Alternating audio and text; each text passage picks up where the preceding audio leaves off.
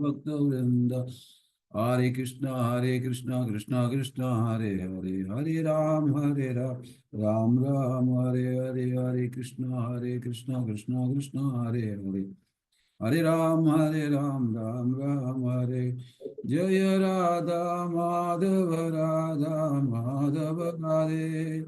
Jaya Radha Madhava, Radha Madhava, അതാ Radhe. ഇതുണ്ടാക്കിയാ ചെയ്യുന്നത്. എന്താ പറയാ, Jaya Radha Madhava, Radha Madhava, Radha Madhava, Radhe. Radha Krishna Shyam सुंदर भगवान की, श्रील प्रभुपाद की, गौरव निताय की, चैतन्य महाप्रभु नित्यानंद प्रभु की जय। भक्ति विक्रमनाशन स्वामी की, पंचतत्वा की, वृंदावन सर्व स्वामी की, नाम ठाकुर की, गुरु परंपरा की, श्रील प्रभुपाद की जय। ओम ज्ञानतिमिरन्धस्य ज्ञानाशलाकया चक्षुरुन्मीलितं येन तस्मै श्री गुरवे नमः। श्री चैतन्य मनोविष्टम स्थापितम येन भूतले स्वयं तथा मह्यं ददाति सुपदान्तिकं वन्देहं श्रीगुरुं श्रीयुता पदकमलं श्रीगुरुन् वैष्णवांश्च श्रीरूपं साग्रजातं सगं रघुनाथान्वितं तं सजीवं साद्वैतं सावधूतं परिजनसहितं कृष्णचरितं यदेवं श्रीराधा कृष्णपादं सवनललिता श्रीविशाखान्वितांश्च ये कृष्ण करुणा सिंधु दीनबंधु जगतपते गोपेश गोपिका कांदा राधा कांदा नमस्तुते तप्त कांचन गौरंगी राधे वृंदावनेश्वरी शवान सुदे देवी प्रणमामि हरिप्रिय वांछा कल्पद्रुवश्च प्रभासुदेवज पतितानां पावनेभ्यो वैष्णवेभ्यो नमो नमः। हरे कृष्णा।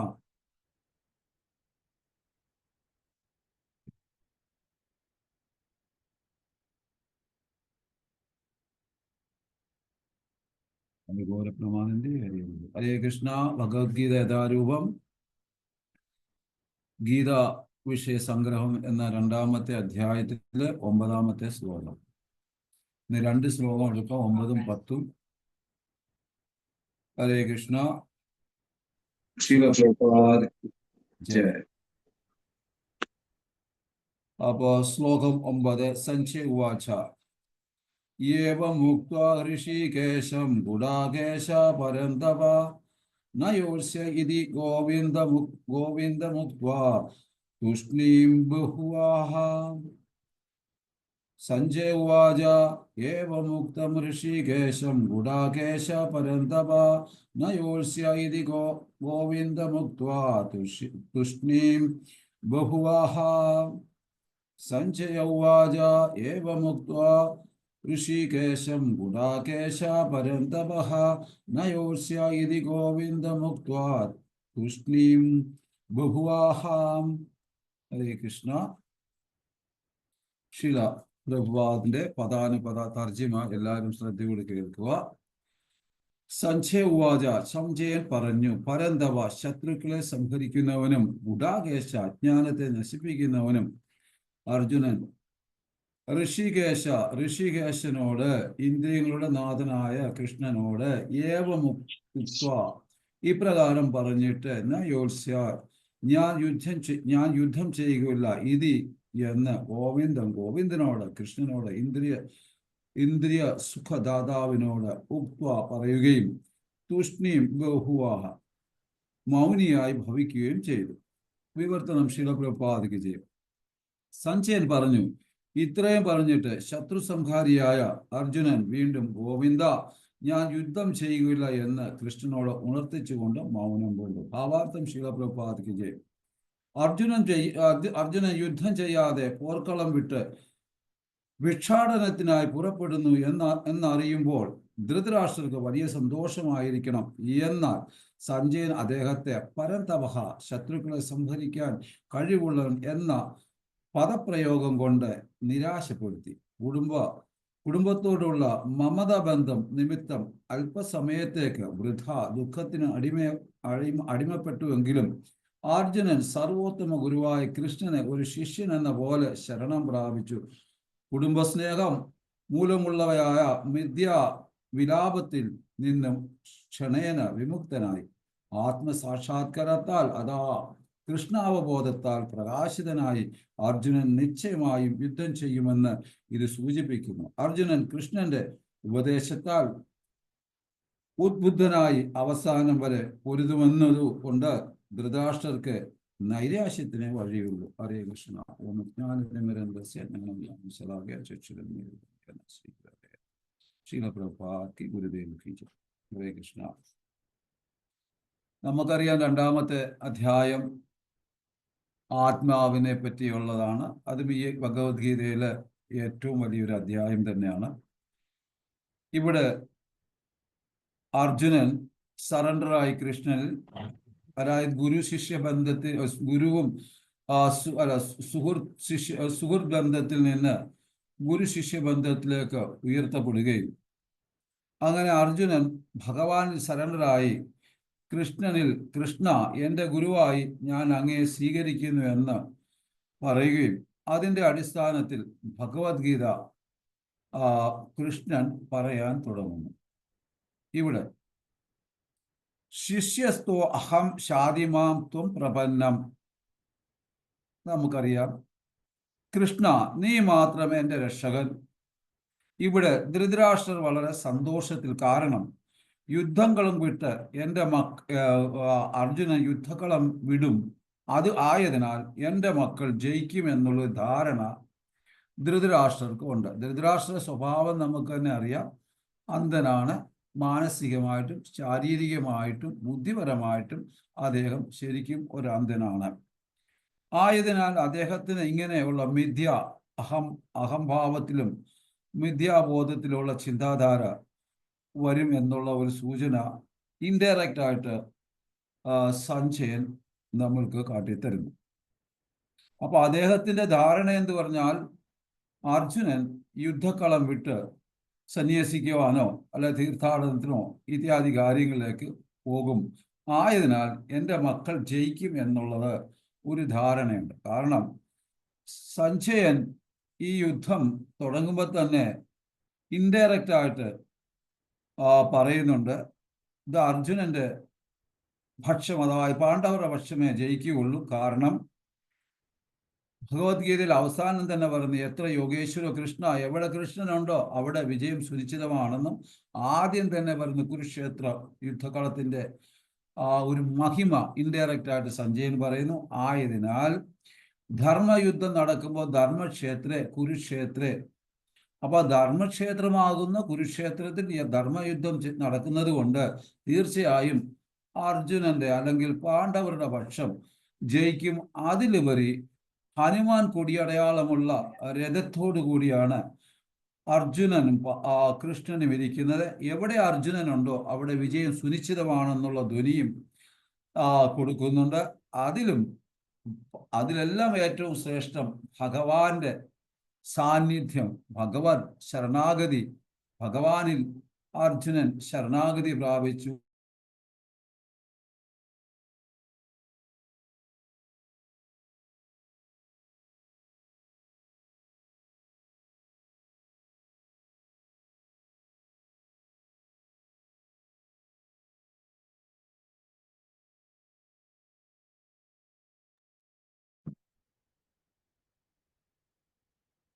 ഹരേ കൃഷ്ണ പ്രഭു, കേൾക്കുന്നുണ്ടോ? ഹരേ കൃഷ്ണ.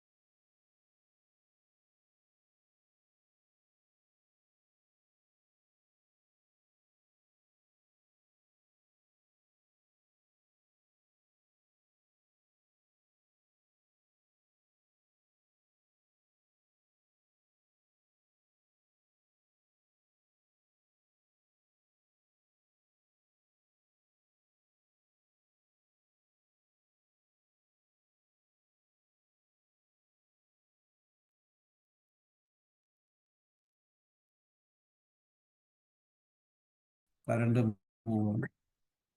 ഹരേ കൃഷ്ണ. ഓക്കെ പ്രഭു, ഹരേ കൃഷ്ണ. കണ്ടിന്യൂ. അപ്പൊ നമ്മള് എവിടെ പറഞ്ഞ യുദ്ധക്കളം വിട്ടു പോകുമെന്നുള്ളൊരു ഒരു ഒരു ഒരു ധാരണ ധൃതരാഷ്ട്രർക്കുണ്ടായി. കാരണം എന്റെ മക്കൾ ജയിക്കും, എന്നാൽ സഞ്ജയൻ എന്താണ് യുദ്ധക്കളത്തിൽ നടക്കുന്നത് എന്ന് പറയുന്നു. ധൃതരാഷ്ട്രർ അന്ധകാരത്തിൽ ആയതുകൊണ്ട് യുദ്ധം ജയിക്കും എന്ന ഒരു ആശ അദ്ദേഹത്തിന്റെ മനസ്സിൽ ഉടലെടുത്തു. ഇതിന്റെ ഉത്തരം സഞ്ജയൻ കൊടുക്കുകയാണ് ഈ ശ്ലോകത്തില്. ഏവ മുക്ത ഋഷികേശൻ. കാരണം ഋഷികേശന്റെ അടുക്കൽ ആര് പറയുന്നു? ഗുഡാകേശൻ. അർജുനനെ ഇവിടെ സംബോധന ചെയ്യുന്ന ഗുഡാകേശന് ഋഷികേശന്റെ അടുക്കൽ ഗുഡാകേശനായ അർജുനൻ പറയുന്നു, ഋഷികേശ സേവനം ഭക്തിരുച്ചത. അപ്പോ ഇന്ദ്രിയങ്ങളുടെ നാഥനായ ഭഗവാൻ കൃഷ്ണനെ ഇന്ദ്രിയങ്ങൾ കൊണ്ട്, അദ്ദേഹം തന്ന ഇന്ദ്രിയങ്ങൾ കൊണ്ട് സർവീസ് ചെയ്യുമ്പോൾ മാത്രമേ ആ ഇന്ദ്രിയങ്ങളെ നിയന്ത്രിക്കാൻ സാധിക്കുകയുള്ളൂ. ഉദാഹരണം പറയാനാണെങ്കിൽ, പല ആൾക്കാരും പറയും, ഈ ജനുവരി തൊട്ട് ഞാൻ മദ്യപാനം നിർത്തി, ഈ ജനുവരി തൊട്ട് ഞാൻ സിഗരറ്റ് വലി നിർത്തി, ഈ ജനുവരി തൊട്ട് അത് നിർത്തി, ഇത് നിർത്തി എന്ന് പറയും. മാക്സിമം 1 മാസം 2 മാസം, അങ്ങേയറ്റം പോയ 3 മാസം നിൽക്കുമ്പോൾ ഒരു സുഹൃത്തുക്കളുടെ ഒരു പാർട്ടി അല്ലെങ്കിൽ ഒരു ബർത്ത്ഡേ, അല്ലെങ്കിൽ ഇന്ന് നടക്കുന്ന ട്രെൻഡ് അങ്ങനെയാണല്ലോ, ആ സമയത്ത് കൂട്ടുകാരൻ പറയും 2 എണ്ണം വിടറാന്ന്. കഴിഞ്ഞ് 2 എണ്ണം വീശുന്നതായിട്ട് വരും. അപ്പോൾ ഒരു സിഗരറ്റ് വലിക്കും. അപ്പൊ അവരുടെ വാഗ്ദാനം അവിടെ വെച്ച് അവസാനിക്കും. എന്നാൽ ഇന്ദ്രിയങ്ങളുടെ നാഥനായ ഭഗവാൻ ശ്രീകൃഷ്ണനെ അദ്ദേഹം തന്ന ഇന്ദ്രിയങ്ങളുണ്ട്, അദ്ദേഹത്തെ സേവ ചെയ്യുമ്പോൾ മാത്രമേ ആ ഇന്ദ്രിയത്തെ നിയന്ത്രിക്കാൻ സാധിക്കുള്ളൂ. ഋഷികേശ സേവനം ഭക്തിരുച്ചത. അപ്പൊ അതുകൊണ്ട് ഇവിടെ ആ ഇന്ദ്രിയങ്ങളാൽ ഉണ്ടാകുന്ന ഒരു മന്ദത, അല്ലെങ്കിൽ ഒരു വിഭ്രാന്തി, അല്ലെങ്കിൽ ഒരു എന്താ പറയുക, ഒരു വല്ലാത്ത ഒരു അവസ്ഥയിലാണ് അർജുനൻ, ഗുഡാകേശനായ അർജുനൻ നിൽക്കുന്നത്. അപ്പം അദ്ദേഹത്തിന്റെ ഈ സ്വഭാവം ഭഗവാനെ സർവീസ് ചെയ്യുമ്പോൾ അതിൽ നിന്ന് പൂർവാധികം ഒരു ശരിയായ ഒരു ക്ഷത്രിയനാകുമെന്നുള്ളത് സഞ്ജയന് വ്യക്തമായിട്ടറിയാം. അപ്പോ നയോത്സ്യ ഇതി ഗോവിന്ദ, ഇതിന്റെ അർത്ഥം ഞാൻ യുദ്ധം ചെയ്യില്ല, തുഷ്ണീം ബഹുവാഹ, മൗനിയായി ഇരുന്നു. അപ്പോ ഇവിടെ 1, 2, 3 കാര്യങ്ങൾ ഉച്ചരിച്ചുകൊണ്ട് അർജുനൻ മൗനിയായിട്ടിരുന്നു. ഇവിടെ തൻ്റെ മാസ്റ്ററായ ധൃതരാഷ്ട്രരെ ശരിക്കും ഹെൽപ്പ് ചെയ്യുവാണ് അന്ധകാരത്തിൽ നിന്നും വെളിയിൽ വരാൻ സഞ്ജയൻ. കാരണം ആ മിഥ്യാ അഹംഭാവത്തോളം മിഥ്യാബോധത്തിനുമാകുന്ന അന്ധകാരത്തിൽ നിന്ന്, അല്ലയോ എൻ്റെ മാസ്റ്ററെ, അങ്ങ് വെളിയിൽ വന്നാട്ട് നടക്കാൻ പോകുന്ന കാര്യങ്ങൾ ഇങ്ങനെയാണ്, ഇൻഡയറക്റ്റ് ആയിട്ട് സഞ്ജയൻ ധൃതരാഷ്ട്രർക്ക് ഒരു ഉത്തമ ബോധ്യം കൊടുക്കുകയാണ് ഇവിടുത്തെ സന്ദർഭം. അപ്പൊ ഇവിടെ ഉപയോഗിക്കുന്ന വാക്ക് പരന്തപഹ. കാരണം അർജുനൻ എഴുന്നേൽക്കും, ശത്രുക്കളെ വധിക്കൂ, നിങ്ങളുടെ മക്കൾ യുദ്ധത്തിൽ ജയിക്കില്ല. അർജുനൻ എഴുന്നേൽക്കും, ശത്രുക്കളെ വധിക്കും, എന്നാൽ നിങ്ങളുടെ മക്കൾ യുദ്ധം ജയിക്കില്ല എന്നൊരു വാക്കും സഞ്ജയൻ പറഞ്ഞു. അപ്പൊ സഞ്ജയ ഉവാച എന്ന കാര്യത്തോടു കൂടിയാണ് ഈ ശ്ലോകം തുടങ്ങുന്നത്. അപ്പൊ ഇങ്ങനെയുള്ള കാര്യങ്ങളെല്ലാം സഞ്ജയനാണ് ധൃതരാഷ്ട്രർക്ക് ഇവിടെ കൊടുത്തുകൊണ്ടിരിക്കുന്നത്. പരന്തപഹ. കാരണം അർജുനൻ എഴുന്നേൽക്കും, ശത്രുക്കളെ വധിക്കും, നിങ്ങളുടെ മക്കൾ യുദ്ധം ജയിക്കില്ല. അർജുനൻ പരിപൂർണമായും വിപിൽഡാണ് ഈ സമയത്ത്. എന്നാൽ അർജുനൻ മാനസിക അവസ്ഥയെ കാണിക്കുന്നു. അർജുനന്റെ മാനസിക അവസ്ഥയാണ് ഈ സന്ദർഭത്തിൽ കാണിക്കുന്നത്. അതായത് എന്തു ചെയ്യണമെന്നറിയാത്ത അവസ്ഥ. ഏറ്റവും എന്തു ചെയ്യണമെന്ന് അറിയാത്ത അവസ്ഥ നല്ലത്. കാരണം ഇവിടെ ഇങ്ങനത്തെ അവസ്ഥയിൽ ഭഗവാന് ശരണം പ്രാപിക്കും. അപ്പൊ ഒരു വ്യക്തി എന്ത് ചെയ്യണമെന്നറിയാൻ പറ്റാത്ത ഒരവസ്ഥയിൽ തീർച്ചയായും ആ അവസ്ഥ നല്ലതാണ്. കാരണം അങ്ങനെയുള്ള അവസരത്തിൽ അവര് ഭഗവാനിൽ ശരണം പ്രാപിക്കും. ഇവിടെ ഇതാണ് സംഭവിച്ചത്. കാരണം ഇവിടെ അർജുനൻ ഭഗവാനിൽ ശരണം പ്രാപിച്ചു. സുഹൃത്ത് ബന്ധത്തിൽ നിന്നും ശിഷ്യബന്ധത്തിലേക്ക് അർജുനൻ ഉയർത്തപ്പെട്ടു. കാരണം ഇവിടെ ഈ രണ്ട് പേര് മൃദംഗം പഠിക്കാൻ പോയി. അപ്പോൾ ഒരു ഗുരുവിൻ്റെ അടുക്കുക. അപ്പോൾ ഗുരു ഒരാളോട് ചോദിച്ചു, നിങ്ങൾക്ക് മൃദംഗം അറിയാമോ? അപ്പോൾ ഒരാൾ പറഞ്ഞു, എനിക്ക് മൃദംഗം അറിയാം, അടിച്ച് കേൾപ്പിക്കുകയും ചെയ്തു. അടുത്ത ആളിനോട് ചോദിച്ചു, നിങ്ങൾക്കറിയാമോ? അപ്പോൾ അദ്ദേഹം പറഞ്ഞു, എനിക്കൊന്നും അറിയില്ല, ഞാൻ ആദ്യമായിട്ട് പഠിക്കാൻ വരുവാണ്. അപ്പം മാഷെ ഫീസ് പറയാൻ പറഞ്ഞപ്പോൾ പറഞ്ഞു, മൃദംഗം ഒട്ടും അറിയാത്ത ആളിന് 200 രൂപയും മൃദംഗം അടിക്കാൻ കുറച്ച് അറിയാവുന്ന ആളിന് 400 രൂപയും പറഞ്ഞു. അപ്പോൾ സ്വാഭാവികമായിട്ട് ചോദിക്കും, അതെന്താ മാഷെ, എനിക്ക് കുറച്ച് അറിയാവുന്നതാണല്ലോ, എനിക്ക് 400-ഉം അദ്ദേഹത്തിന് 200 എന്ന് പറഞ്ഞപ്പോൾ മാഷ് ഉത്തരം കൊടുക്കുന്നത്, നിനക്കറിയാവുന്നത് ഇല്ലാതാക്കാൻ 200, ഒന്നെന്ന് പറഞ്ഞ് പഠിപ്പിക്കുവാൻ 200, അങ്ങനെ 400. അപ്പൊ ഇതിൽ അർത്ഥം എന്ന് പറഞ്ഞാൽ ഒന്നും അറിയാൻ മേലാത്തവരെ പഠിപ്പിക്കാനാണ് ഏറ്റവും എളുപ്പം. അത് നമ്മളുടെ ജീവിതത്തിന് വളരെ ബാധ്യമാണ്. കാരണം നമ്മൾ, പ്രത്യേകിച്ച് ഇന്ത്യക്കാരൻ, ജന്മനാ നമുക്ക് എന്തെങ്കിലുമൊക്കെ അറിയാം. എന്നാൽ ഇങ്ങനെ അറിയുന്നവരുടെ അറിവിനെ ഇല്ലാതാക്കാൻ നാം ഓരോരുത്തരും ഈ ഭഗവത്ഗീത പഠിതാത്മാക്കളെ പരിശ്രമിച്ച് അവരുടെ അറിവിനെ ഇല്ലാതാക്കി വീണ്ടും ഒന്നേന്ന് പറഞ്ഞ അറിവ് കൊണ്ടുവരുമ്പോഴാണ് നമുക്ക് താമസം എടുക്കുന്നത്. ശരിക്കും അതാണ് നല്ലത്. അതുകൊണ്ടാണ് ഈ വെസ്റ്റേൺ ഡിവോട്ടികളൊക്കെ പെട്ടെന്ന് അവർ നല്ല ശ്രേഷ്ഠ ഭക്തരായി മാറാൻ കാരണം ഒന്നും അറിയാത്തവരെ പെട്ടെന്ന് പഠിപ്പിക്കാൻ എളുപ്പമാണ്. ഉറങ്ങിക്കിടക്കുന്നവനെ ഉണർത്താൻ എളുപ്പമാണ്, പക്ഷെ ഉറക്കം നടിച്ചു കിടക്കുന്ന ആളിനെ ഉണർത്തുവാൻ വളരെ പ്രയാസമാണ്. അതാണ് ഇവിടെ സഞ്ജയൻ പറയുന്നത്. ഈ നിസ്സഹായ അവസ്ഥയിൽ ഭഗവാന് ശരണം പ്രാപിക്കുകയാണ് അർജുനൻ ചെയ്യുന്നത്. ഇനി സഞ്ജയൻ പറയുന്നു, 3 കാര്യം തീർച്ചയായും നടക്കും. ഏതൊക്കെയാണെന്ന് നോക്കാം. സഞ്ജയന ഇൻഡയറക്റ്റ് ആയിട്ട് പറയുന്നു, 3 കാര്യം തീർച്ചയായും നടക്കും. ഏതൊക്കെ? 1, ഏറ്റവും എളുപ്പം ഈ തെറ്റായ വിഭ്രാന്തിയിൽ നിന്ന് വെളിയിൽ വരും. അതായത് ഫാൾസ് ഈഗോയിൽ നിന്നും അല്ലെങ്കിൽ ഫാൾസ് ലെമന്റേഷനിൽ നിന്നും അർജുനൻ എത്രയും പെട്ടെന്ന് വെളിയിൽ വരും. കുടുംബ ബന്ധത്തിന്റെ ഈ ബന്ധനത്തിൽ നിന്ന് അദ്ദേഹം വെളിയിൽ വരും. അതാണ് അദ്ദേഹത്തിന് ഒരു വിഷമം ഉണ്ടായത് അർജുനന്. കാരണം ബന്ധുമിത്രാദികളെയും ഗുരുനാഥനെയും പിതാമഹനെയും അതുപോലുള്ള സുഹൃത്തുക്കളെയും ഞാൻ വധിച്ചിട്ട് കിട്ടുന്ന ഈ രാജ്യം പാപപങ്കുലിതമാണ്. അങ്ങനെ കിട്ടുന്ന രാജ്യം എന്ത് നേടാണ്? ഇതിനേക്കാളും നല്ലത് സന്യാസം അല്ലെങ്കിൽ ഈ ധർമ്മവും ഒക്കെ പോവുക. അപ്പോൾ ക്ഷത്രിയൻ എന്ന് പറയുന്ന ഒരു വ്യക്തിയുടെ ധർമ്മം ക്ഷതമേൽപ്പിക്കുന്നവനും പൈതൃകത്തെയും സംസ്കാരത്തിൻ്റെയും കാത്തുരക്ഷിക്കുന്ന ആളാണ് ക്ഷത്രിയൻ. ഇവിടെ ക്ഷത്രിയനായ വ്യക്തി മൗനിയായിട്ട് മാറിയപ്പോൾ അദ്ദേഹത്തിന്റെ സ്വധർമ്മം നിർവഹിക്കുവാനുള്ള ഒരു പ്രാപ്തിക്കുറവ് വന്നു. കാരണം ആ അവസ്ഥയിൽ നിന്ന് എത്രയും പെട്ടെന്ന് അർജുനൻ വെളിയിൽ വരും എന്ന ഒന്നാമത്തെ കാരണം സഞ്ജയൻ കൊടുക്കുന്നു. 2, ഏറ്റവും എളുപ്പം മനസ്സിലാകും ശരിയായ ആത്മസാക്ഷാത്കാരം എന്താണ് എന്ന്. ഞാൻ ഈ ശരീരമല്ല, ആത്മാവാണ്. ഞാൻ ഭഗവാന്റെ നിത്യദാസനാണ്, ഞാൻ ഇന്ദ്രിയദാസനല്ല. അപ്പം അദ്ദേഹത്തിൻ്റെ ആജ്ഞ ശിരസ വഹിക്കുക, ആധ്യാത്മിക ഗുരുനാഥന്റെ ആജ്ഞകൾ ശിരസ വഹിക്കുന്നവനാണ് യഥാർത്ഥ ജെന്റിൽമാൻ എന്ന് ശീല പ്രഭുപാദ് പറയുന്നു. ഇവിടെ അർജുനൻ അത് ശിരസ വഹിക്കുന്നു. അപ്പോൾ ഭഗവാൻ പറയുന്നു, അർജുനൻ സ്വീകരിക്കുന്നു. 2ാമത്തെ ആത്മസാക്ഷാത്കാരം എന്താണെന്ന് ഉള്ള അറിവ് നേടുന്നു അർജുനൻ. 2. 3ാമത്തെ കാര്യം പറയുന്നത്, ഏറ്റവും എളുപ്പം തൻ്റെ സ്വധർമ്മം എന്താണ് എന്ന് മനസ്സിലാക്കി തിരികെ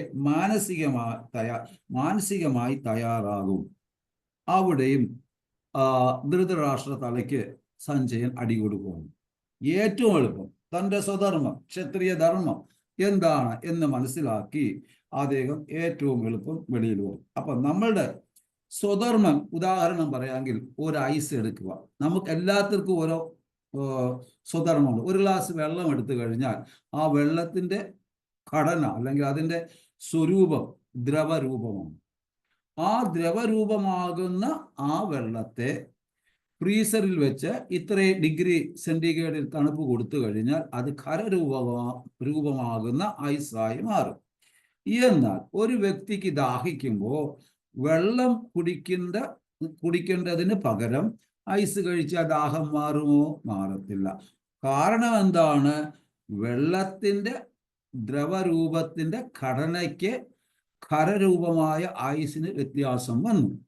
അപ്പം ക്ഷത്രിയനായ ഒരു വ്യക്തി തൻ്റെ പൈതൃകത്തെയും തൻ്റെ സംസ്കാരത്തെയും തൻ്റെ രാജ്യത്തിനെയും രക്ഷിക്കുക എന്നുള്ളത് ക്ഷത്രിയ ധർമ്മമാണ്. ആ ക്ഷത്രിയ ധർമ്മം ചെയ്യേണ്ടതിന് പകരം ബന്ധുമിത്രാദികളോടുള്ള ആവശ്യമില്ലാത്ത അനാസക്തി അല്ലെങ്കിൽ ആസക്തി അവിടെ ഒരു കിഞ്ചനായി മാറി താൽക്കാലത്തേക്ക് അർജുനൻ അകിഞ്ചനാക്കി കൊടുക്കുകയാണ് ഭഗവാൻ ചെയ്യുന്നത്. അപ്പൊ ഈ 3 കാര്യങ്ങൾ ഇവിടെ നടക്കും. അങ്ങനെ അർജുനൻ യുദ്ധം ചെയ്യുമെന്ന് സഞ്ജയൻ പറഞ്ഞു. ഇവിടെ ഭഗവാന് ശരണം പ്രാപിക്കുമ്പോഴാണ് ശരിയായ അറിവ് കിട്ടുക.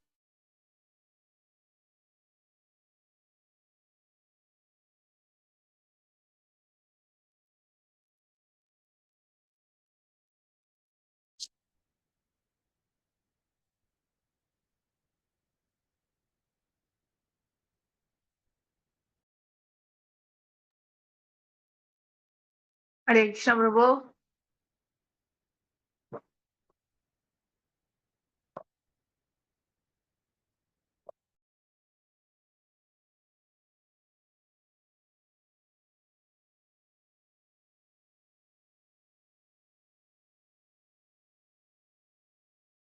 ശരണം പ്രാപിക്കുമ്പോഴാണ് ശരിയായ അറിവ് നേടുന്നത് എന്ന് സഞ്ജയൻ നമുക്ക് ധൃതരാഷ്ട്രർക്കും ഒരു മെസ്സേജ് തരികയാണ്.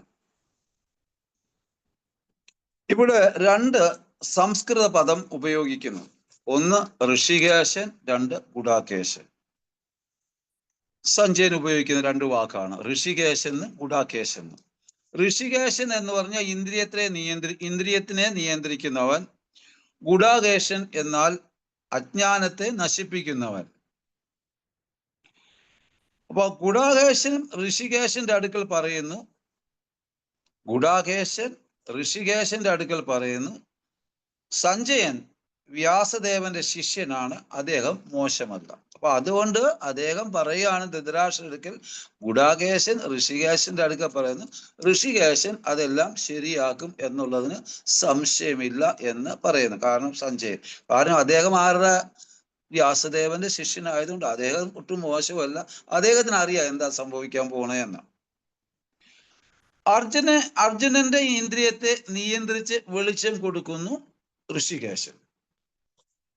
അപ്പൊ എങ്ങനെ ആണ് അർജുനന്റെ ഇന്ദ്രിയത്തെ നിയന്ത്രിച്ച് അർജുനന്റെ ഹൃദയത്തില് അജ്ഞതയെ ഇല്ലാതാക്കുന്നു എന്ന് വെച്ച് കഴിഞ്ഞാൽ ഭഗവത്ഗീതയെ പറയുന്നുണ്ട്, തേഷാം സതതി യുക്താനാം ഭജതാം പ്രീതിപൂർവകം ദദാം അഭിബുദ്ധിയോഗം താം യേന മാം ഉപയന്ത്യതേ. ഏതൊരു വ്യക്തി ഭഗവാനിൽ വിഘ്നം കൂടാതെ ശരണാഗതി പ്രാപിച്ച് ഹരിനാമം ജപിക്കുക അല്ലെങ്കിൽ ഭഗവത് സേവ ചെയ്യുന്ന വ്യക്തിക്ക് തേഷാം സതതി യുക്താനാം ഭജതാം പ്രീതിപൂർവകം ദദാം അഭിബുദ്ധിയോഗം തം യേന മാം ഉപയന്ത്യതേ എന്ന് പറയുന്ന കാര്യം ഞാൻ അവന്റെ ഹൃദയത്തിൽ കയറി യേന മാം ഉപയന്ത്യതേ അവന് നോളജ് കൊടുക്കും എന്ന് പറയുന്നു. അപ്പൊ ഇവിടെ ഋഷികേശൻ അർജുനന്റെ ഹൃദയത്തിൽ കയറി അർജുനന് നോളജ് കൊടുക്കുന്നു. അപ്പൊ ഈ അന്ധകാരം അല്ലെങ്കിൽ ആ വിവിൾഡനിൽ നിന്നും അർജുനൻ രക്ഷപ്പെടുമെന്ന് വ്യക്തമായിട്ട് സഞ്ജയന് അറിയാം. അപ്പൊ അതുകൊണ്ട് ഏനമാം ഉപയന്തിത ഞാൻ കൊടുക്കും. എപ്പം? ഋഷികേശ സേവനം ചെയ്യുമ്പോൾ, ഇന്ദ്രിയങ്ങളുടെ നാഥനായ ഭഗവാൻ ശ്രീകൃഷ്ണനെ സേവ ചെയ്യുമ്പോൾ ആ അറിവ് കൊടുക്കും. ഇവിടെ അർജുനൻ സേവ ചെയ്യാനായിട്ട് തയ്യാറാകുവാൻ വേണ്ടിയാണ് ഭഗവാൻ അതിനുള്ള സൗകര്യങ്ങളും സന്ദർഭങ്ങളും എല്ലാം നോക്കുന്നു. കാരണം അർജുനൻ ഗുഡാകേശൻ ഓൾറെഡി അറിവില്ലായ്മയിൽ നിന്ന് വെളിയിൽ വരും. അപ്പൊ അർജുനന് ഓൾറെഡി ഈ അറിവില്ലായ്മയിൽ നിന്ന് വെളിയിൽ വരും. വീണ്ടും ഉപയോഗിക്കുന്നു. ഗോവിന്ദ പരം തപഹ. ഈ രണ്ട് വാക്ക് വീണ്ടും പറയുന്നു. എന്താണ്? ഗോവിന്ദം പരം തപഹ. ഗോ എന്നാൽ വേദം, വിന്ദ എന്നാൽ അറിവ്. എല്ലാം അറിയുന്നവൻ ആര്? ഭഗവാൻ. അതുകൊണ്ടാണ് ഗോവിന്ദൻ. വേറെ അർത്ഥം, പല അർത്ഥമുണ്ട്. ഇവിടുത്തെ സംവിധാനത്തിൽ ഇപ്പോഴത്തെ ഈ സൗകര്യത്തിലുള്ള അർത്ഥമാണ്. ഗോവിന്ദൻ ഒരുപാട് അർത്ഥമുണ്ട്. അപ്പോ ഈ ഗോവിന്ദൻ എന്ന് പറഞ്ഞു കഴിഞ്ഞാൽ, ഗോ എന്ന് പറഞ്ഞു കഴിഞ്ഞാൽ വേദം, വിന്ദ എന്നാൽ അറിവ്, എല്ലാം അറിയുന്നവൻ. ഈ അറിവുള്ള ഗോവിന്ദൻ തീർച്ചയായും അർജുനനെ സഹായിക്കും. അങ്ങനെ ഒരു മെസ്സേജും തരുന്നു. കാരണം ക്ഷത്രിയന്റെ യഥാർത്ഥ സ്വരൂപം എന്താണ് എന്ന് മനസ്സിലാക്കി കൊടുക്കും. അതാണ് സഹായിക്കുന്നത്. യഥാർത്ഥത്തിൽ ഒരു ക്ഷത്രിയന്റെ സ്വഭാവം എന്താണ് എന്ന് മനസ്സിലാക്കി കൊടുക്കും. അപ്പൊ നമ്മള് യഥാർത്ഥ സ്വരൂപം മനസ്സിലാക്കി കൊടുക്കുമ്പോൾ ഋഷികേശ സേവനം, അതുപോലെ തന്നെ അന്യാഭിലാഷിത ശൂനം ജ്ഞാനകർമാദിനാവരണം ആനുകൂലേന കൃഷ്ണ അനുശീലനം ഭക്തിരുച്യതേ.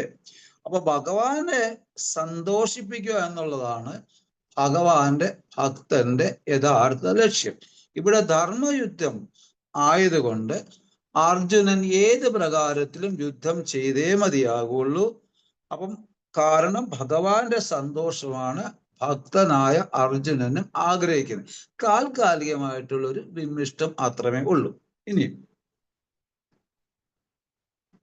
സഞ്ജയൻ ഉപയോഗിക്കുന്നത് പെട്ടെന്ന്, വളരെ പെട്ടെന്ന് ഋഷികേശന്റെ സഹായത്താൽ ഗുഡാകേശൻ അജ്ഞത ഇല്ലാതാക്കി പരം തപയിൽ എത്തി ക്ഷത്രിയ സ്വധർമ്മം നിർവഹിക്കും. അതുകൊണ്ടാണ് ഈ രണ്ട് പദങ്ങൾ ഉപയോഗിച്ച്. ആ പരം തപയിലെത്തി അർജുനൻ തീർച്ചയായും ക്ഷത്രിയ സ്വധർമ്മം നിർവഹിക്കും എന്നാണ് ഈ 9ാമത്തെ ശ്ലോകത്തിൽ കൂടി കാണുന്നത്. ഇനി 10ാമത്തെ ശ്ലോകം നോക്കിക്കഴിഞ്ഞാൽ,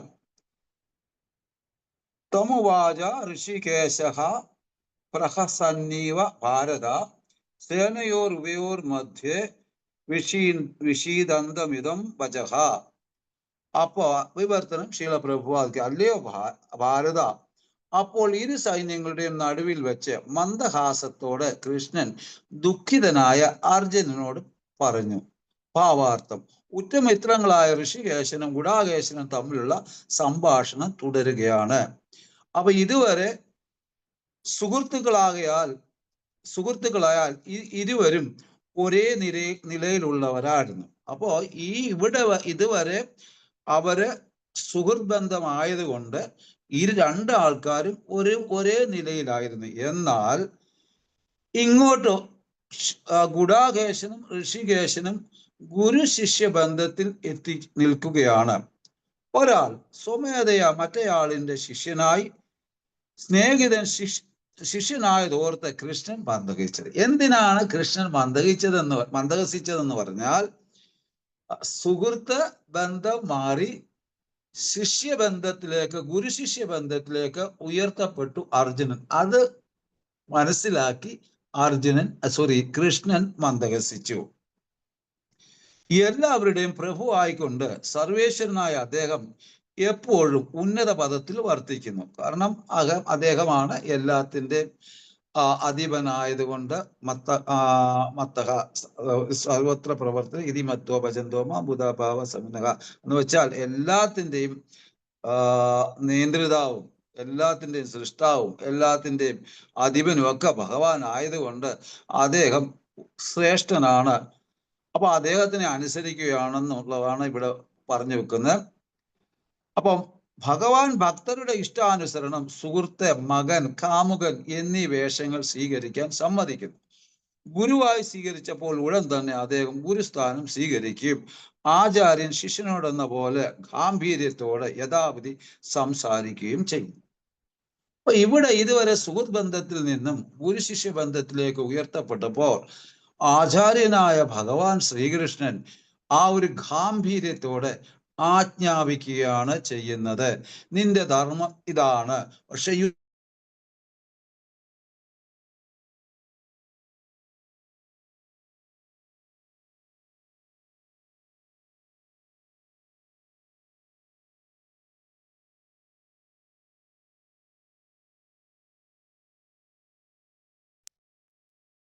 ഹരേ കൃഷ്ണ. യുദ്ധം. ഹരേ കൃഷ്ണ, കേൾക്കാമോ? കേൾക്കാം പ്രഭു, കേൾക്കാം. ഓക്കെ. അപ്പൊ യുദ്ധം ചെയ്യാനാണ് പറയുന്നത്. ഒന്നാമത് നമ്മുടെ ആ മൂഡ് അങ്ങ് നഷ്ടപ്പെടും. ഓക്കെ. അപ്പോ ഗുരുസ്ഥാനം സ്വീകരിക്കുകയും ആചാര്യൻ ശിഷ്യനോടൊന്നുള്ള ഗാംഭീര്യത്തോടെ യഥാവധി സംസാരിക്കുകയും ചെയ്യുന്നു. ഗുരു ശിഷ്യന്മാർ തമ്മിലുള്ള ഈ സംവാദം ഇരു സൈന്യങ്ങളുടെയും നടുവിൽ വെച്ച് ആയിരുന്നത് കൊണ്ട് രണ്ടു കൂട്ടർക്കും ഗുണപ്രദമാവുകയും ചെയ്തു. ഏതെങ്കിലും ഒരു പ്രത്യേക വ്യക്തിക്കോ സമൂഹത്തിനോ വർഗത്തിനോ വേണ്ടിയുള്ളവയല്ല. ഭഗവത്ഗീത വചനങ്ങൾ ഏവർക്കും ഉൾക്കൊള്ളുവാൻ വേണ്ടിയുള്ളതാണ്. ശത്രുക്കൾക്കും മിത്രങ്ങൾക്കും ഇത് കേൾക്കാൻ ഒരേ വിധം അർഹതയുണ്ട്. ഇനി നമ്മൾ അതിന്റെ ഡീറ്റെയിൽസ് ഒന്ന് നോക്കിക്കഴിഞ്ഞാൽ, സഞ്ജയൻ ധൃതരാഷ്ട്രയെ വിളിക്കുന്നത് ഓ ഭാരത. കാരണം ഭാരതവംശനായ ധൃതരാഷ്ട്രയെ, ഇത് നിങ്ങൾ കേട്ടോളൂ. ഇതം വച ഉവാച ഋഷി കേശൻ പറഞ്ഞു. ഇതം വച ഉവാച ഋഷികേശൻ പറഞ്ഞു. ആരോട്? തം വിഷീദന്തം. ആരോട് പറഞ്ഞു? തം വിഷീദന്തം. കാരണം ആ പരിശാനായ വിവിൾഡനായി നിൽക്കുന്ന ആ വ്യക്തിയോട്, ആ ലെമന്റിംഗ് ആയി നിൽക്കുന്ന വ്യക്തിയോട്, അത് അർജുനനോട് ഈ അധ്യായത്തിലെ ആദ്യത്തെ ശ്ലോകം ഒന്ന് നോക്കിക്കഴിഞ്ഞാൽ, ഒന്നാമത്തെ ശ്ലോകം നോക്കിക്കഴിഞ്ഞാൽ തന്നെ എന്താണ് പറയുന്നത്? വിഷീദന്തമിതം വാക്യം ഉവാച മധുസൂദന. കരഞ്ഞുകൊണ്ട് നിൽക്കുന്ന അർജുനനെ കണ്ട് ഇപ്രകാരം പറഞ്ഞു മധുസൂദനൻ. അവിടെയും വിഷീദന്തമിതം വാക്യം ഉവാച മധുസൂദന എന്ന പദം ഉപയോഗിക്കുന്നു. എവിടെ വെച്ച് പറയുന്നു? അതാണ് ഏറ്റവും പ്രത്യേകത. ഉഭയോർ മധ്യേ, രണ്ട് സൈന്യങ്ങളുടെയും നടുവിൽ വെച്ചാണ് സംസാരിക്കുന്നത്. ആ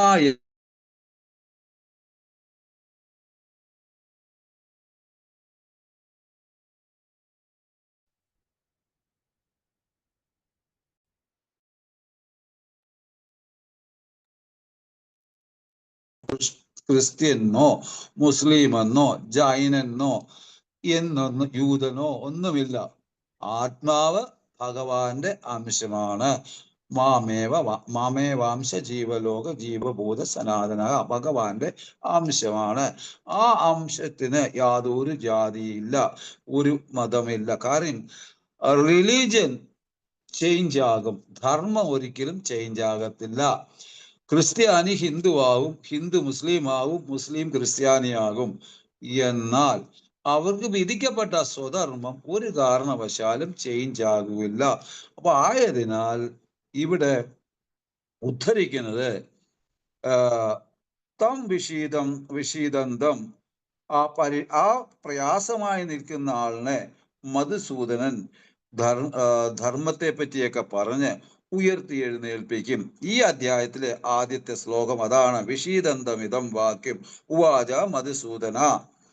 എവിടെ വെച്ച് പറയുന്നത് നമുക്കറിയാം. രണ്ട് സേനകളുടെ നടുവിൽ വെച്ച്. അപ്പൊ രണ്ടു കൂട്ടർക്കും ഗുണം ചെയ്യുന്നു. ഇവിടെ കൃഷ്ണൻ ചിരിക്കുന്നു, അർജുനൻ കരയുന്നു. കൃഷ്ണൻ ചിരിക്കുന്നു, അർജുനൻ കരയുന്നു.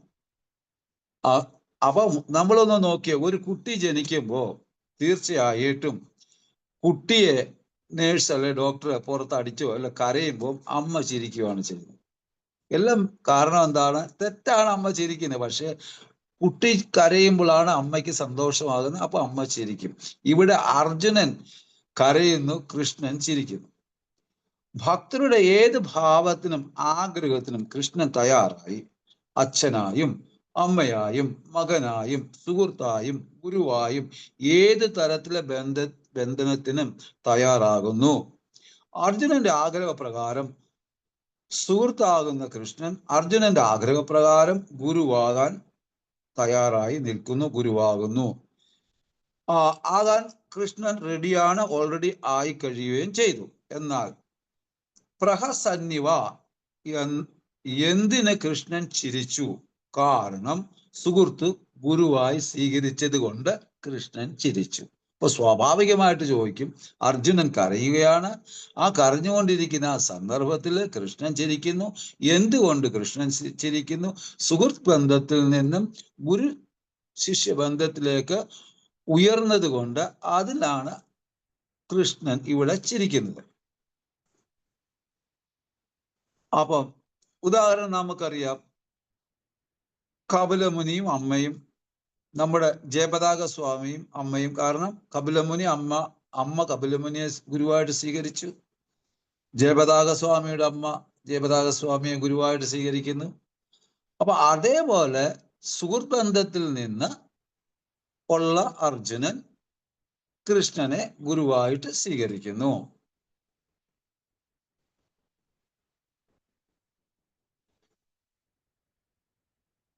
വീണ്ടും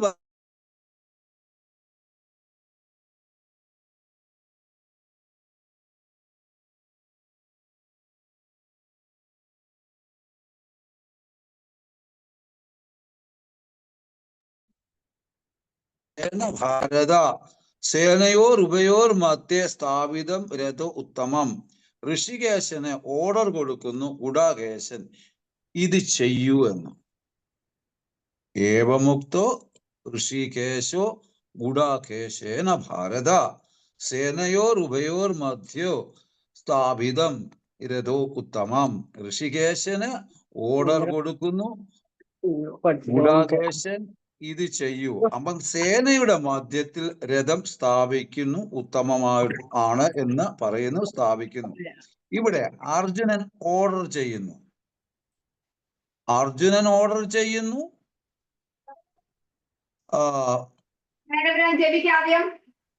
കൃഷ്ണന്റെ അടുക്കൽ കൃഷ്ണൻ നോക്കൂ ഓർഡർ സ്വീകരിക്കുന്നു. അർജുനൻ ഓർഡർ ചെയ്യുന്നു കൃഷ്ണന്റെ അടുക്കൽ, കൃഷ്ണൻ ഓർഡർ സ്വീകരിക്കുന്നു. ഈ ഋഷികേശൻ അർജുനന്റെ മൈൻഡിനെ കൺട്രോൾ ചെയ്യുന്നു. ഈ ഋഷികേശനായ ഭഗവാൻ ശ്രീകൃഷ്ണൻ അർജുനന്റെ മൈൻഡിനെ കൺട്രോൾ ചെയ്യുന്നു. ഇതാ ഭഗവാൻ ചിരിക്കാനുള്ള കാരണം. അപ്പൊ എന്തുകൊണ്ടെന്ന് വെച്ചാൽ ഗുരു ശിഷ്യന്റെ മൈൻഡിനെ കൺട്രോൾ ചെയ്യുന്നു.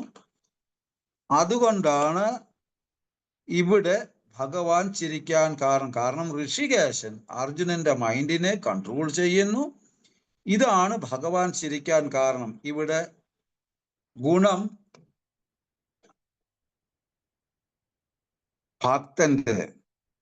കാരണം ഭഗവാൻ 9:34 പറയുന്നുണ്ട്, മന്മന ഭവമദ്ഭക്തോ മദ്യാജി മാം നമസ്കുരു മാമേ വൈശ്യസ്യ യുക്തൈവ ആത്മാന മത്പരായണഃ എന്ന് പറയുന്നുണ്ട്. കാരണം ഇവിടെ 4 കാര്യമാണ് കൃഷ്ണൻ പറയുന്നത്.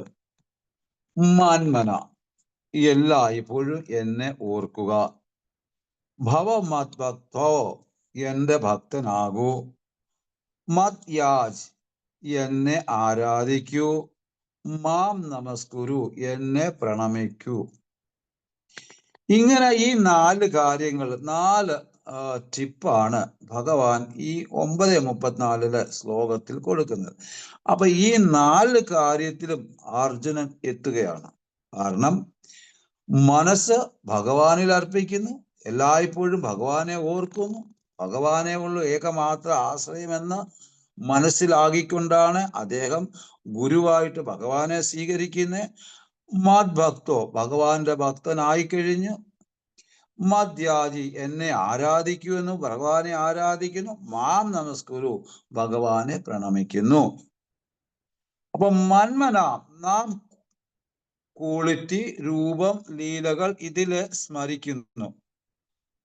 ഇത് നമുക്ക് വേണ്ടിയുള്ളതാണ്.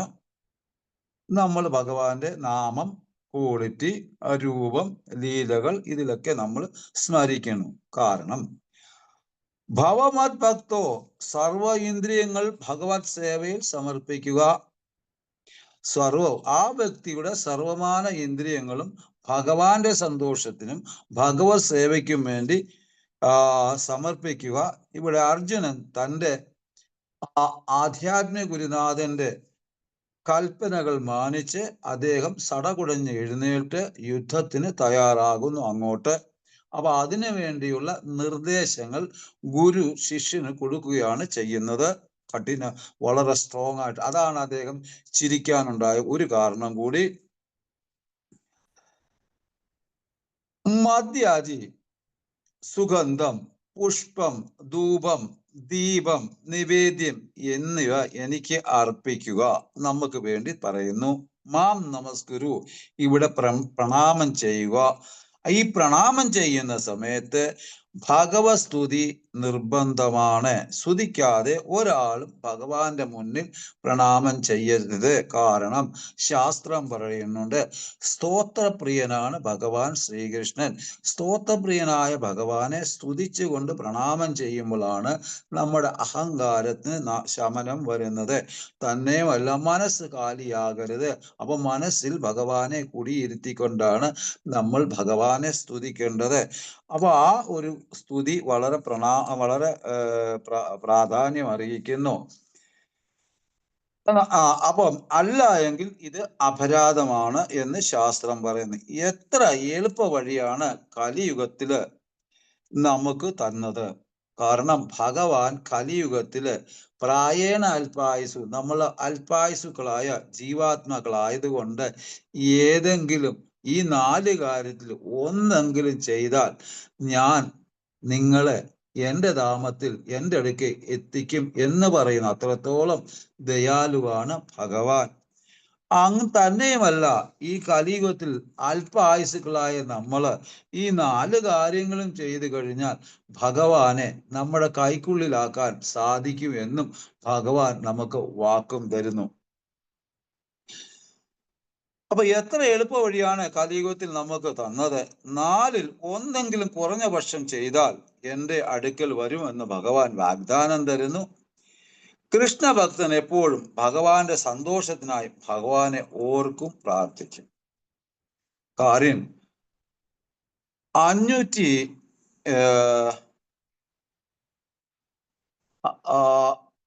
560 ശ്ലോകമാണ് ഭഗവത്ഗീതയിൽ. 700 ശ്ലോകത്തിൽ ഭഗവാൻ പറയുന്നത്. അതില് ഒരു 200 ശ്ലോകത്തിൽ കൂടുതൽ ഭഗവാൻ പലതവണയായിട്ട് പറഞ്ഞു തന്നെ, ഇന്നതുപോലെ ചെയ്താൽ, ഇങ്ങനെ ചെയ്താൽ, ഇങ്ങനെ ചെയ്താൽ എൻ്റെ അടുക്ക വരും, എൻ്റെ ധാമത്തിലെത്തും, എൻ്റെ കൂടെ ജീവിക്കും എന്നെല്ലാം പലതവണ 200-ന് മേളിൽ ശ്ലോകത്തിൽ ഭഗവാൻ പറയുന്നു. ശാസ്ത്രത്തിന്റെ അടിസ്ഥാനത്തിൽ ഒരു തവണ പറഞ്ഞാൽ സത്യം, 2 തവണ പറഞ്ഞാൽ പരമസത്യം, 2 തവണയിൽ കൂടുതൽ എത്ര തവണ പറഞ്ഞാലും അത്യുത്തമ സത്യം എന്ന് പറയുന്നു. ഇവിടെ ഭഗവാൻ സത്യം സത്യം സത്യം സത്യം തന്നെയാണ് പറയുന്നത്. അപ്പോ ഭക്തൻ ഇപ്രകാരം സ്വന്തം ജീവിതത്തെ ചിട്ടപ്പെടുത്തി എടുക്കും.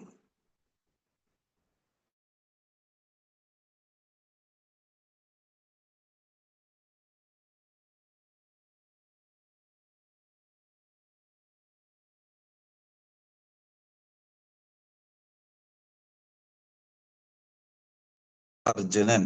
അപ്പൊ ആ സ്വാത്വികനായതുകൊണ്ട് അദ്ദേഹത്തിന്റെ മനസ്സിൽ കരുണയുടെ ആ ഒരു പ്രഭവം വന്നതാണ് അദ്ദേഹത്തിന് താൽക്കാലികമായിട്ട് ഉള്ള ഒരു വിഷമത്തിന് പാത്രമായത്. അല്ലാതെ അദ്ദേഹം യുദ്ധം ചെയ്യുന്നതിൽ ഭയക്കുന്നതോ ഒന്നുമല്ല. ആ കരുണ, കാരണം വേണ്ടപ്പെട്ടവരോടുള്ള ഒരു ദയ, ഒരു സ്വാത്വിക ക്വാളിറ്റിയാണ് ഇവിടെ അർജുനന്റെ എടുത്തു കാണിക്കുന്നത്.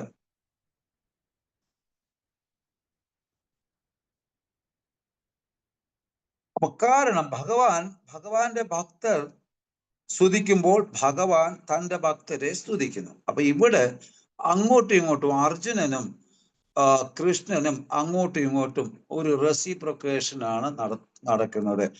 വളരെ സൈലന്റ് ആയിട്ട് ഭഗവാൻ പറയുന്നത് കേൾക്കുന്നു, അനുസരിക്കുന്നു. അപ്പോൾ ഭഗവാനും അർജുനനുമായിട്ടുള്ള ബന്ധം കൂടുതൽ കൂടുതൽ ദൃഢപ്പെടുത്തുകയാണ്. കാരണം ഭഗവാൻ നോക്കുന്നത് ഭഗവാന്റെ ഭക്തന്റെ ഭാവം മാത്രം. അതുകൊണ്ടാണ് ഭാവഗ്രാഹി ജനാർദ്ദന എന്ന് ഭഗവാനെ വിളിക്കുന്നത്. ഇവിടെ സീരിയസ് ആയി പറയുന്നത് ഗുരുവും ശിഷ്യനും ഇവിടെ രണ്ടു കൂട്ടർക്കും ഗുണം. കാരണം കൃഷ്ണൻ സംസാരിക്കുന്നത് ഓപ്പൺ, അർജുനന് കേൾക്കാം, മറുപക്ഷത്തുള്ളവർക്കും കേൾക്കാം.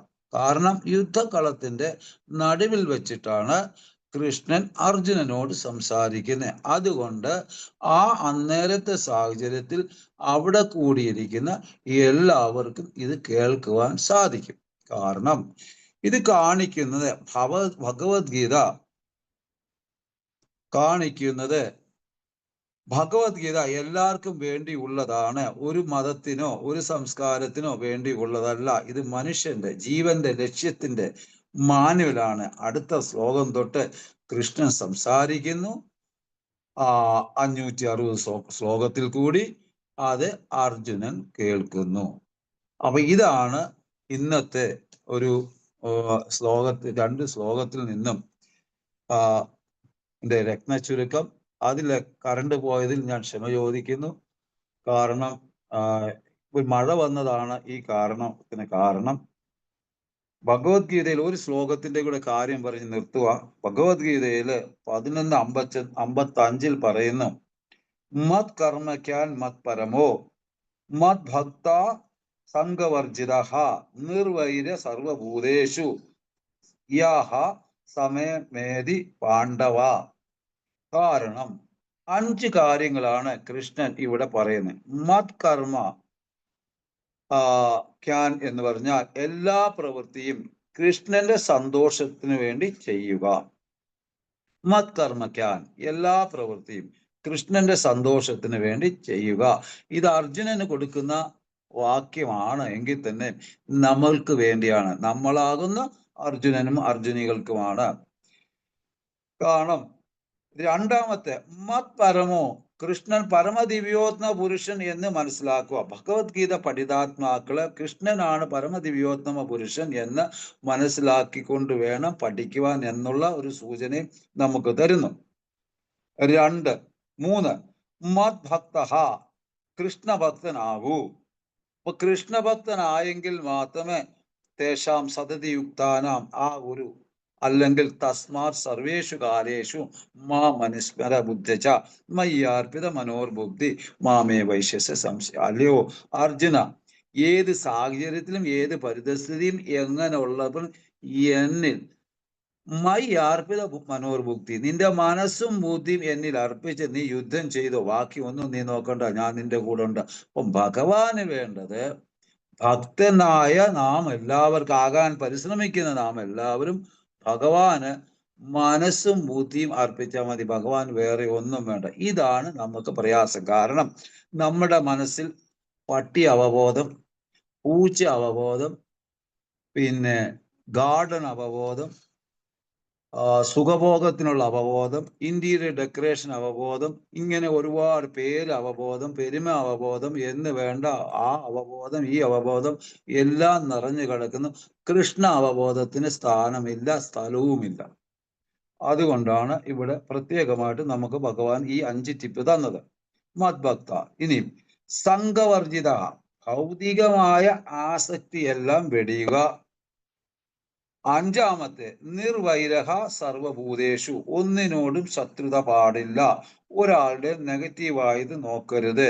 ഒരു ജീവാത്മാവിനോടും ഈർഷ്യ പാടില്ല. ഇങ്ങനെയുള്ള 5 കാര്യങ്ങള് നമ്മൾ ശ്രദ്ധയോട് കൈകാര്യം ചെയ്ത് കഴിഞ്ഞാൽ തീർച്ചയായും ഭഗവാന്റെ ധാമത്തിൽ എത്തും. ഹരേ കൃഷ്ണ.